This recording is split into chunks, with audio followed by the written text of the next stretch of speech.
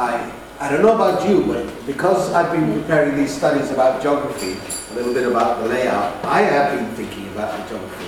And I'll show you one thing that I learned this morning, this morning, as I was looking at my atlas. I've actually now, when I'm reading the Old Testament, take the atlas out and start to look at, the places that are mentioned.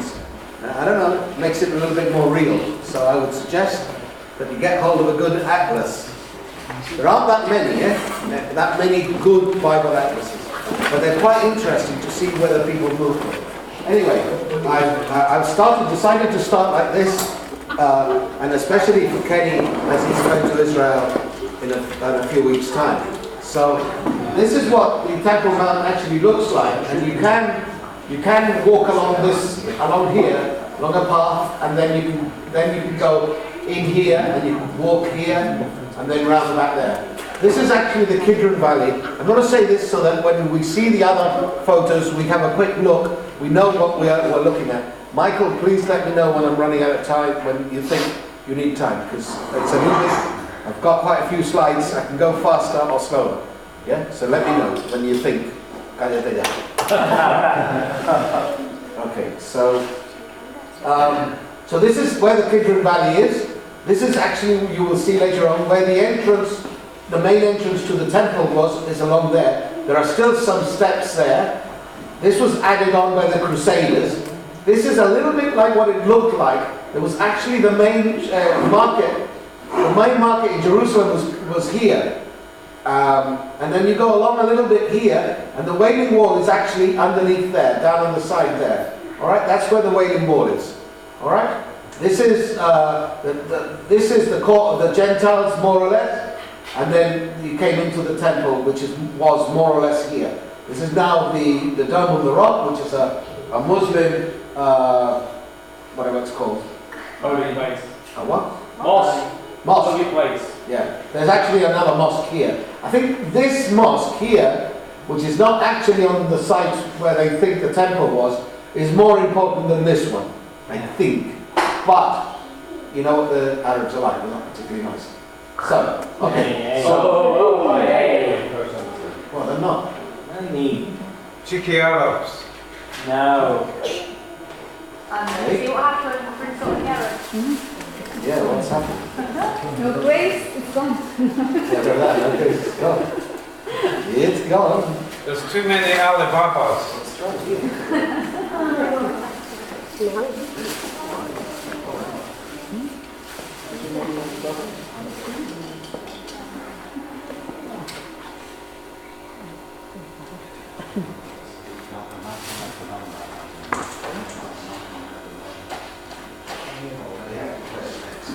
Okay, this is what it looked like. You may have to press next. Okay. So this is the temple here. Right? This is the temple here very quickly. This is the Kidron Valley, so you now know what you're talking about. This is the entrance. Okay, those are the steps there, and the Wailing Wall is just there. Okay, so this is more what it looked like. This is Zion here, where the king's palace was. Zion. All right. This is where the rich people used to live. This is the Roman area with the Roman fort. Okay, so this is more or less what Jerusalem looked like from the time of Jesus. Let's see the next one. Okay, you've already seen this, more or less. I thought it would be interesting just to quickly remind you. This is where Jerusalem is, Bethlehem, next to it. This is where Jesus lived, here in Capernaum. Interesting today, I was looking at when Moses and all the people came from Egypt. Yeah, they actually came along here and then went up here all the way to Jericho, wherever Jericho is. I can't find Jericho now. There. They came up here and then attacked this way. They got this land for the two tribes. Remember, there were two tribes on the wrong side of the Jordan, on the east side of the Jordan.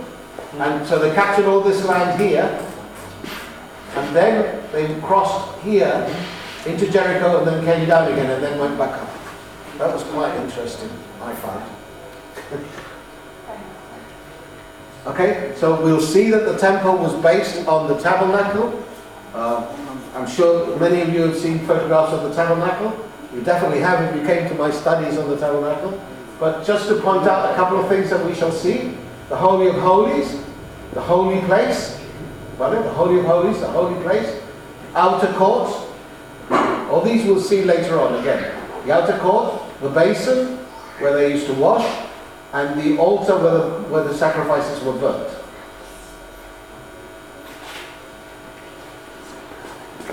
Siguiente, ¿no?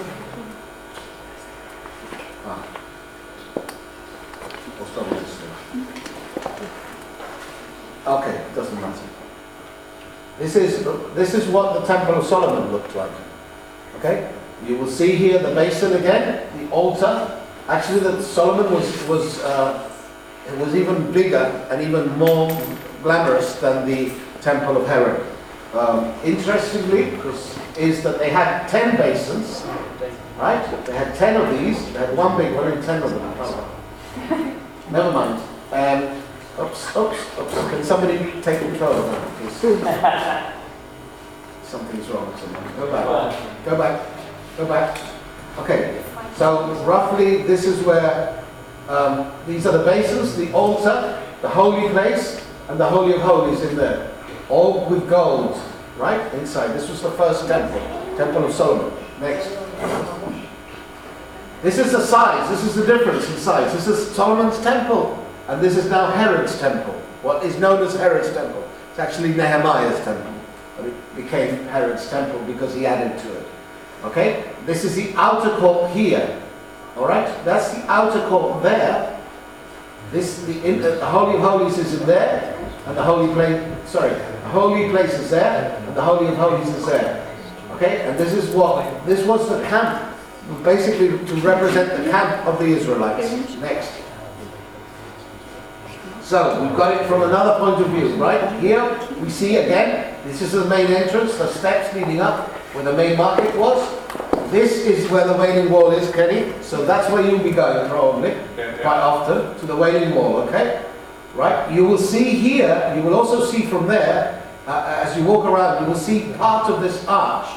This arch here, this was where the normal people would go in, the double door and the triple door. Normal people would go in there. But the priests and the Sanhedrin would go this way, okay? Then they would come into the main court and go past this way. There was a barrier there. Any Gentile that was not converted, I think even converted ones, may not have been allowed past this barrier here. They would be killed. There was a big sign that says, if you came this way and you were killed, it's your own fault. Okay? So, and then this is where the temple itself is. This is where the women's court is. This is where the rabbi's court. Next. Okay, quickly again, we'll have another quicker look. This is the main market, the general market in town. This is the Jerusalem market. The main entrance, going up some steps. This is where the Sanhedrin met, in here. Okay, so Jesus is quite likely to have been taken there. This is the posh entrance, I called it, where the priests and the high-powered people would go. This is the shops. There are shops all along here. You can see those shops when you go to Israel. You can see those shops. They dug it all down. And the Wailing Wall. Now, actually, the Wailing Wall is about where you see the top of the eye, more or less, where my thing is. That's where the Wailing Wall is, actually. It's not way down here. But there's like, today there's like a ditch. There's a drop here, and you can see this level. And then you go up, and the Wailing Wall is further up. Okay? This is where the temple market was. This is where they would sell everything that was used during the sacrifices. They would sell the sheep, they would sell the wood, they would sell the wine, they would sell the oil, they would sell the fire, they would sell everything. The clothes, everything. So, what happened? This is where Jesus got really annoyed with them. And because what happened, this was okay to have it here. But once they went over this wall here, it became holy ground. Up to here was not holy ground because Herod had added it, so they didn't consider it holy ground. Okay? But once it went over this fence here, it was considered holy ground. And what happened was on the day of the Passover, the day before Passover, the market was so big that the priest said, okay, cross over and come into this holy ground. And that's when he got really annoyed. Yeah, he got really annoyed because they'd gone into holy ground. One other thing that I didn't mark here, this is probably where Paul and John and Peter healed the blind man, because the blind people, you know, and the beggars would all hang around here. There was a big tunnel underneath here, and they would come up. This is at the tunnel, and come out here. Okay, so you can see slightly few more people there than there. Yeah, that's because the entrance came out here through this tunnel. And now this tunnel was not considered holy ground either. So it could have been inside this tunnel that the beggar was, because the beggars would be protected from the sun and the cold inside the tunnel. But because it was underground, it wasn't considered holy ground. Next. Okay, so again, very quickly, so you have oops, back. See, right to go here like that. Okay, so, oops, I don't know why. Let's see if I can get it. Okay, there. This is the main entrance. You came out through here. You see that little hole there? Those little things there, so some of you will see it. That's where the people would come out, and then they would come here. This is where the Sanhedrin met at the end of that long building. This is where the Wailing Wall is now, here. Okay, so you come into this is the court of the Gentiles, all the way around. Along here, the normal priests would teach. Okay, so we know Jesus was allowed to teach there for a while. Also, this is where, it's actually back here, traditionally, this is where the church used to meet after Jesus' death. Traditionally here, under these colonnades, okay, it's like protected ground from the sun. You were allowed to live in that area. We had the prophetess Anna, the prophetess, she used to live there. The reason was that there were toilets somewhere. And also, you were allowed to cook there, and you were allowed to eat there, because the sacrifices that you gave, you had to eat within holy ground, and by extension, anybody could move in there and basically live there. And she used to live there, all right, within these grounds. This is the Roman fortress. There was a steps leading from the Roman fortress down into the court of the Gentiles, and the Romans would every now and then would march around this area, not beyond this wall, within this area where the Gentiles were, just to let the Israelites know that they had the power to do whatever they wanted to, that they didn't go into the temple because they didn't want to. But the Romans were not particularly nice people. Okay, next. No. Yes. Okay, so again, we're now going a little bit closer. This is the next. I'm not going to do it. Try not to do it. The machine does it on its own. Back. Aye. Okay, this is the court of the women. This was not only the court of the women. Sorry, this is the court of the women. I said the court of the Gentiles out here. This is holy. I can't remember what this is called, but this little fence here. Anybody that passed over this fence was not authorized to, would get killed. And then you came in here. There were 4 different chambers in the court of the women. I won't go into that right now. But underneath here was the treasury as well. Next. Okay, so this is the court of the women, 4 rooms. And underneath here was the treasury, and this is where the higher rabbis would teach. Okay, and we know Jesus taught there because he was looking at the woman dropping the mite. Okay, the woman that did the offering would be doing it in that court, in the women's court. It's called the women's court because this is as far as the women can go. Okay, it's not specially for them, it's just because it's as far as they can go. And we know Jesus taught there because he was watching this woman dropping the mite. So he was recognized as a top-rate rabbi by the authorities. He wasn't just the smaller rate, which I told you. This is where, and we know that he taught down here as well, in Solomon's porch. This is where the smaller rabbis, the lower rabbis would teach. But this is where the higher rabbis would teach. And we know he taught there in Solomon's porch, and we know he taught here because he was watching this woman put in the offerings. Okay, next. Again, here. Underneath here was the treasury. This is the women's court. This is the main entrance. Here's what's called the Nicanor gate. Next. So, this is the Nicanor gate. Okay, there. Then this is called the court of Israel. This was like a strip within. This is now where, if you remember when I said in the tabernacle, there was the outer court. This is the outer court here. Recognize? This is the holy place, and that's the Holy of Holies. Okay? This is the outer court. Now, the Nicanor gate is here. The Nicanor gate was famous because it was given by a princess, and as they were shipping it from her land to the temple, it fell in the sea. Now, it was made of solid brass, so they said it was, and they said it floated. Okay? There's a miracle about it, so it became famous because it was a solid brass gate that floated. All right? And that's the Nicanor gate, which was the main entrance to the court of Israel. Now, what happened was that here the Israelite men would be allowed to come here and witness the sacrifices. In fact, it is thought, it is not for sure, that the men would take it in turns, like the priests, to come and do that. Maybe once in their lifetime, or twice at the most, in their lifetime they would be called to come and witness the sacrifices, to make sure that the priests were doing the sacrifices as they should be doing. And they were like witnesses to make sure. Okay? And then here, next photo. Okay, so this is the Nicanor gate. So the court of the women, Nicanor gate, and he went in there. Okay, next. So we've gone in through here, through the Nicanor gate, the Israelites hall, and this whole area here was the general area. This is where the priests lived. Now I discovered that this is where the toilets were. I thought that was great. This is where the priests' toilets were, and the baths for ceremonial washing was here. Okay, and the key to the temple was kept underneath a tile on the floor, in a special hole on the floor, and a priest would sleep on top of this tile, so that he would have to be woken up to get the key out, the key for the main gates. Okay, but anyway, this is the whole general area. Next. So again, we got back.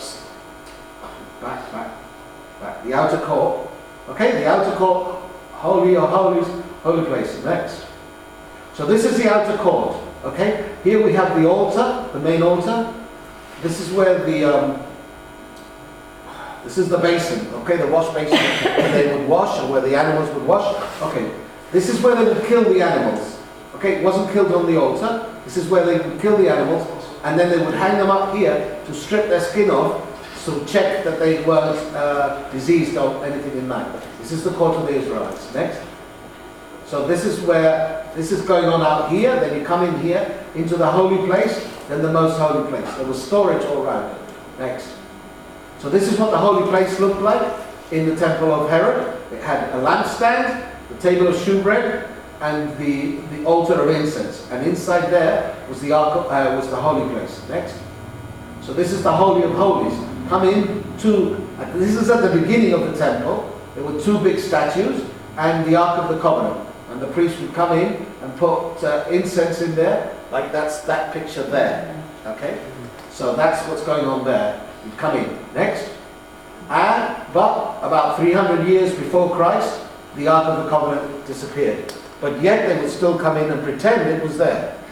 Okay? And what happens is that they will show you pictures of the Ark of the Covenant in the holy place now, as if it had been there. And if you look at the small print, they always say, as in the Temple of Solomon. They'll be talking about the Temple of Herod, but when it comes to here, they'll change the word and call it in the Temple of Solomon. So, next. Okay, so very, very quick review. The main entrance here, this is probably where Peter and John healed the man. Kidron Valley down here, Mount of Olives across here, and there was a bridge across to the Mount of Olives. So this is the Mount of Olives. This is where the Sanhedrin met. Shops all along here. The Wailing Wall there, just there. These were ritual baths for the people that were going to come up here. There were ritual baths there as well for the main entrance, and baths here. Gethsemane, where is it? Gethsemane is here as well, somewhere near here. Somewhere near the Mount of Olives. Okay, the main temple, court of the Gentiles, and the Roman fortress. Okay, so when you think of Jesus, you've now got an idea of think of Jesus in the temple, of where he was, where he did, what he did, and why he did it. Next. That's it. Thank you. Thank you very much. Yeah, I plan. Okay, so has all your attention been taken? Have you got any more attention for what I've got to say?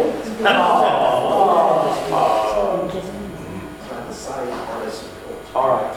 Well, okay. So I'm not. Well, actually, I don't even know what time it is. It's 5 to 1. 5 to 1. Well, I'm going to try and be as quick as possible. I have lots of things to say. Why are you smiling? It's just me being quiet. All right. Okay. All right.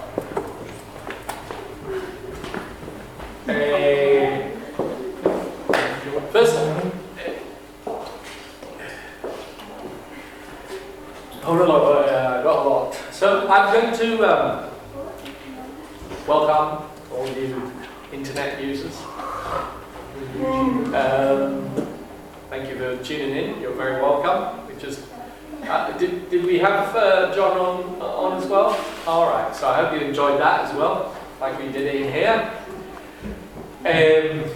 Life is better than life is better. Sorry? Life is better. Yeah, live is better, obviously.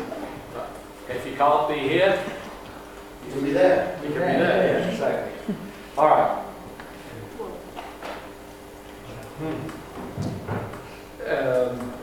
Can we turn to, let's say, Galatians, chapter 5.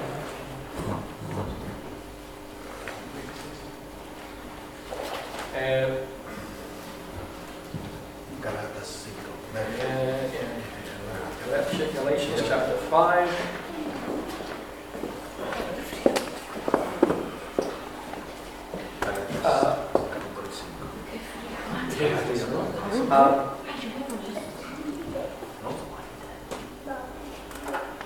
Galatas capítulo 5. Ese era no enciende. Sorry. Elton. Elton. What's that? Oh, John. Who's saying that? Well, Galatians chapter 5 then. Somebody was asking me about, why this sudden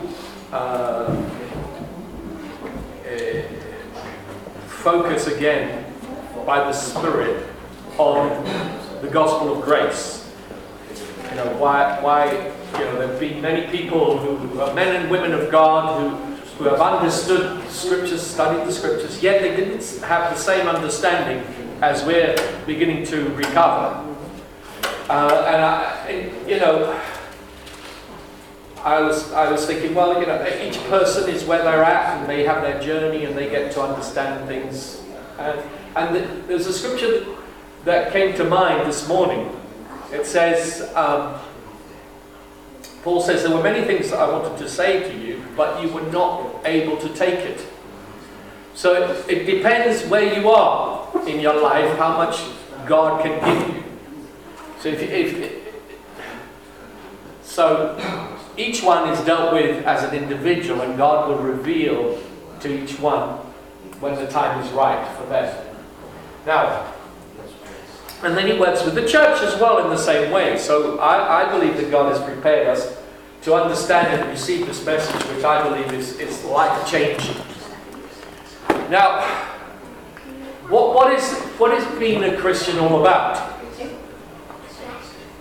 What is it being? Is it living a good life? Is it being a good citizen? Is it being morally, righteous? Is it being morally good? What is the main purpose of being a Christian? And I don't know what your answer would be, what you think is the main purpose. You probably all have your own idea, but I reckon we probably more or less would have the same the same idea, I think. But not everybody understands that. And what would that be? What would be the reason for being a Christian? I guess some people would say, well, to get out of hell. I don't want to go to hell. Okay, that's a pretty good reason, I guess. Maybe some would say, yeah, well, I want to be a good person. Maybe some of you would say, I want to actually know God. I want to have a relationship with God. Well, all of those are okay, but the main purpose is that we have been created to become part of God.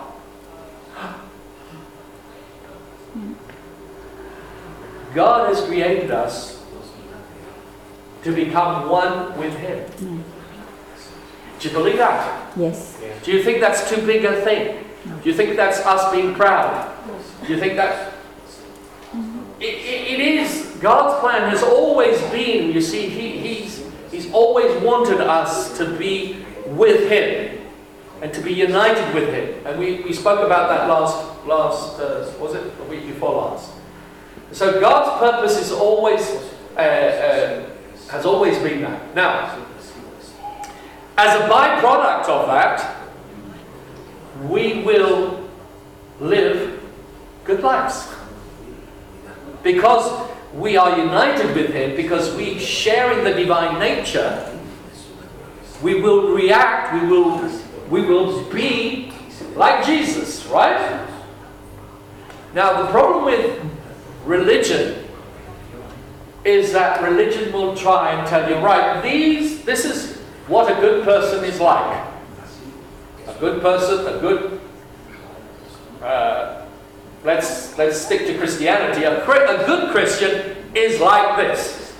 A good Christian is patient, he's kind, he's this, that, and the other. Let's look at that in Galatians chapter 5.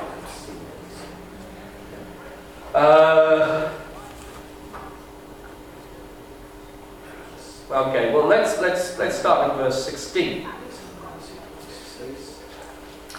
But I say, walk by the Spirit, and you will not carry out the desire of the flesh. For the flesh sets its desire against the Spirit, and the Spirit against the flesh. For these are in opposition to one another, so that you may not do the things that you please. But if you are led by the Spirit, you are not under the law. Are you led by the Spirit? Yes. So therefore you are not under the law. Now the deeds of the flesh are evident,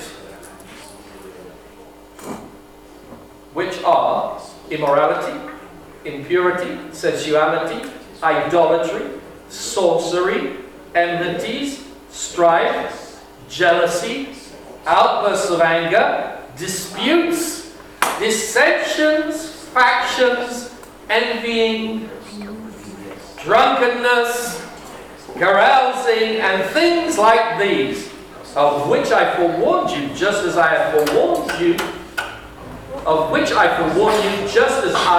forewarned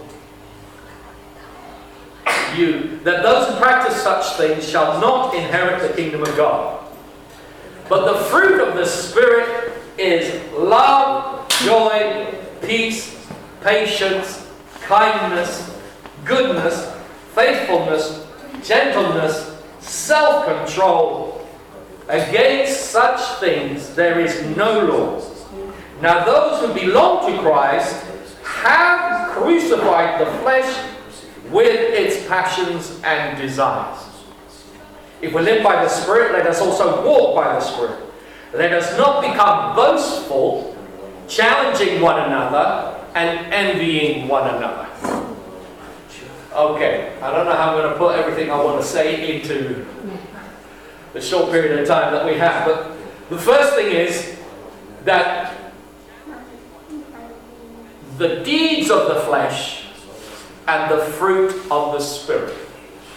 Two different things. The flesh makes you do things, but the Spirit produces a fruit. Now, the difference is important because the flesh it fights against the Spirit to do its own desire, to fulfill its desire. Okay. Now it's interesting, and really we should go through them, but just so that you understand what the flesh does, because the flesh also can look very good. And it can hide itself as well. You see, yeah. Don't think I can really go into it, but I want you to notice a couple of things there. You've got this immorality, this whole sexual aspect of things, how the flesh goes for that. But you've also got the spiritual side, which is idolatry, sorcery, all of that side of things. So there's an aspect to the flesh that is actually spiritual, or soulish, I guess you should say. And then there's the relationships thing about enmity, strife, trouble, relational problems. Okay? So that's all the work of the flesh. Now, how many of you have experienced some of those things in your lives? Okay. Don't feel bad. No condemnation, okay? No. But I want to tell you this morning that you are not what you do. Well, that is not who you are. Okay? You are now a son of God. You are now a tree. Okay? A tree that is the planting of the Lord. Okay? And so now you are producing this fruit of the Spirit. Now the fruit, a tree does not force itself. Does not. An apple tree does not look at another apple tree and say, right, I've got to be like that apple tree. Alright? Or it looks at an orange tree and says, I've got to be. However much it looks, it can never become that. That's why it's not about imitating anybody. Okay, it's not about. It's about being who you really are now.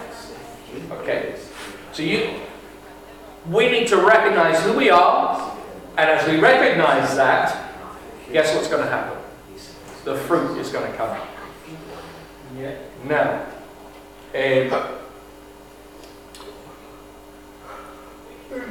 Jesus said, by the fruit you will know them. So, if you want to know who you really are, you will see in your life the fruit that God is producing. Now,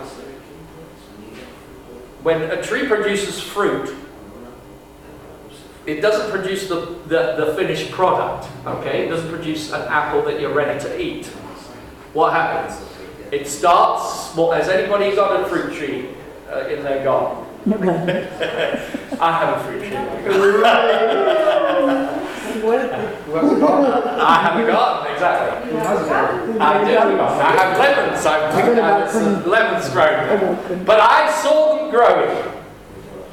And like I said, you don't come to the end product. So when you look at your life and you see this list and you say, well, I don't know. I mean, it talks about the fruit of the Spirit is love. Agape love. Right, now what does that mean? It's love. What does it mean? Love for my wife, love for God, love for other people. Eh? Exactly, unconditional, and it is agape love. But who's it for? Jesus. Yeah. Yeah. But it is all of that. You see, God is God is love. Right? It's who He is, and we are love too. Hallelujah. Amen. You believe that? But love, the more you understand who you are, the more love. The more you understand. Okay, so I better hurry, because I can see everybody's got their dinner dates. In fact, we've lost half the congregation already. Don't forget it's Mother's Day. I know, that's what I mean. Okay, so I'm going to finish actually. What I'm trying to say this morning is, look, is that if you look at yourself and you look at this list and you think, oh, you know, I don't see these things in my life. Oh, wow. That's very good news. Hello. Yeah. And we're growing. We're part of it, but we're growing at the same time. Yeah. You will see in your life some of those things, and they are growing. It's part of who you are, so you will see them. But what I don't want us to do is to look at our lives and say, oh, I've got to have more patience, I've got to have more peace, I've got to have more self-control, I've got to do this, or I've got to do that. That's not what it's about. It's about recognizing who you are. As you look at Jesus, these things will be produced in your life. You know why I grew this beard? Years ago. Years and years ago. You know why I grew it? They hide your pants. Pimples. Because I couldn't be bothered to shave. Aye, that's that. Huh? Hey, you're losing this. You too? Okay. So, but you know what's happening? And many times in the morning, I can't be bothered to shave. But you know now, I'm shaving, even though I don't really want to. I'm seeing self-control and self-discipline in my life developing without thinking about it at all, without saying, well, I need to be disciplined, I have to do, it's just happening. I'm starting to love everybody. I walk down the street, Main Street, and I'm gushing with this love. I just want to hug people, I want to tell them, you know, how beautiful they are, and I want the best for them, and that's, I'm not trying to put that on, I'm not thinking about it, it's just looking at Jesus, because that's how it happens. If you try and make yourself produce this fruit, it won't happen. In fact, what you will do is bring yourself under the law again. But if you fix your eyes on Jesus, if you understand who He is and what He's done for you and how much He loves you, you will start to see these things develop in your life. And okay, there's a lot more I could say, but you've got this is the main message this morning, that the fruit of the Spirit is being produced in your life, and the more you look at Jesus, the more it's going to happen. And don't try and produce them yourself. Don't try and produce them, because that will actually do the opposite. If you say, well, I don't have patience, so I need to have more patience, you will find that you'll have less patience. That people will upset you even more, and that will bring you into condemnation. So no. So fix. And the other thing is that fruit. What do you do with fruit? It doesn't just hang on a tree, does it? What do you do with it? You give it to other people to eat, don't you? So the fruit in your life is a blessing to other people. And fruit is usually sweet, right? It's actually, I love fruit. I didn't used to like fruit when I was young, but I love fruit now. And you can share it. And you share it with others. So you are producing fruit that other people can eat. And they will want to be with you. And they will want to be, they want to share in your life. They will be a part of your life. No. Okay. All right. I guess that's going to be it. Yeah. So look at that list for yourself and just see where you've got a little bit. Don't expect the fullness straight off. Understand that you've got to give yourself time for that to happen. Okay? Amen. All right. Amen. The Lord bless every single one of us and the whole world and all of Gibraltar. And may He guide us into all truth. Including Amen. yourself. Yes, Including yourself. Well, Amen.